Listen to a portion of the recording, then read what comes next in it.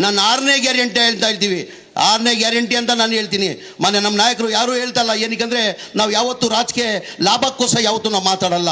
ತಮ್ಮ 6ನೇ ಗ್ಯಾರಂಟಿ ಯಾವುದಪ್ಪ ಅಂದರೆ ನಾವು ಯಾವತ್ತೂ ಘೋಷಣೆ ಮಾಡಿಲ್ಲ. ಚುನಾವಣೆ ಟೈಮಲ್ಲಿ ಜನಗಳಿಗೆ ಮನೆ ಫ್ರೀ ಕೊಡ್ತೀವಿ ಅಂತ ನಾವು ಘೋಷಣೆ ಮಾಡಿರಲಿಲ್ಲ.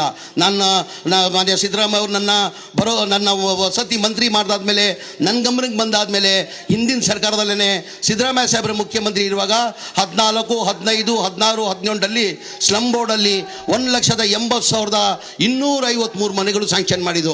ಅದಾದಮೇಲೆ ಸಮ್ಮಿಶ್ರ ಸರ್ಕಾರ ಬಂತು. 1.5 ವರ್ಷ ಕುಮಾರಸ್ವಾಮಿ ಅವರು ಮುಖ್ಯಮಂತ್ರಿ ಆಗಿದ್ರು. ಆಮೇಲೆ 2 ವರ್ಷ BJP ಸರ್ಕಾರದಲ್ಲಿ ಯಡಿಯೂರಪ್ಪ 2 ವರ್ಷ ಮುಖ್ಯಮಂತ್ರಿ ಆಗಿದ್ರು. ಬಸವರಾಜ ಬೊಮ್ಮಾಯಿ ಅವರು 2 ವರ್ಷ ಮುಖ್ಯಮಂತ್ರಿ ಆಗಿದ್ರು. ಅವ್ರ ಅವಧಿಯಲ್ಲಿ ಒಂದು ಮನೆಯೂ ಕೊಟ್ಟಿಲ್ಲ, ಒಂದು ಮನೆಯೂ ಸ್ಯಾಂಕ್ಷನ್ ಮಾಡಿಲ್ಲ.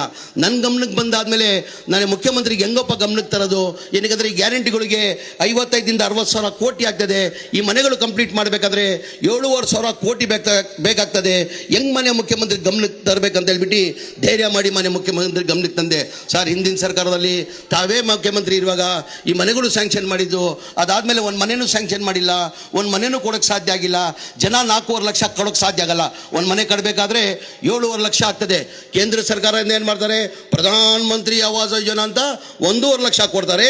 18% ಬಡವ್ರ ಮನೆ ಕಟ್ಟಕ್ಕೆ 18% GST ಹಾಕಿ 1,32,000 ವಾಪಸ್ ತಗೊಳ್ತಾರೆ. ಬರೀ ನಾಮಕೆ ವ್ಯವಸ್ಥೆ ಕೊಡ್ತಾ ಇರೋದೆ ಇಲ್ಲಿ. ಅದೊಂದು ಕಡೆ ಇಲ್ಲಿ ಕೇಂದ್ರ ಸರ್ಕಾರದಿಂದ 1.5 ಲಕ್ಷ ಕೊಡ್ತಾರೆ. ರಾಜ್ಯ ಸರ್ಕಾರದಿಂದ 1,20,000 ಜನರಲ್ ಕೊಡ್ತಾರೆ.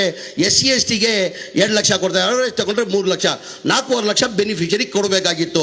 ಟೋಟಲ್ 1,80,253 ಮನೆಗೆ ಬೆನಿಫಿಷರಿ 7,400 ಕೋಟಿಯಲ್ಲಿ ಬರೇ 310 ಕೋಟಿ ಬಂದಿತ್ತು. ಯಾರೋ 5,000 ಕೊಟ್ಟವ್ರೆ, 10,000, 15,000 ಬಡವ್ರು ಆದ್ಮೇಲೆ ಕೊಡೋಕ್ಕೆ ಸಾಧ್ಯ ಆಗಲ್ಲ. ನಾನು ಮುಖ್ಯಮಂತ್ರಿಗೆ ಗಮನಕ್ಕೆ ತಂದೆ. ಸರ್, ಈ ಥರ ಬಡವ್ರು ಕೊಡೋಕ್ಕಾಗಲ್ಲ. ನಾವೇ ಸರ್ಕಾರ ವತಿಯಿಂದ 4 ಲಕ್ಷ ಕೊಟ್ಟು ಮನೆಗಳು ಕಂಪ್ಲೀಟ್ ಮಾಡಬೇಕಾಗ್ತದೆ. ಜನ ಬೀದಿಯಲ್ಲಿದ್ದಾರೆ ಸರ್, ಮನೆಗಳು ಅನ್ಕಂಪ್ಲೀಟ್ ಆಗಿ ಅಂತ.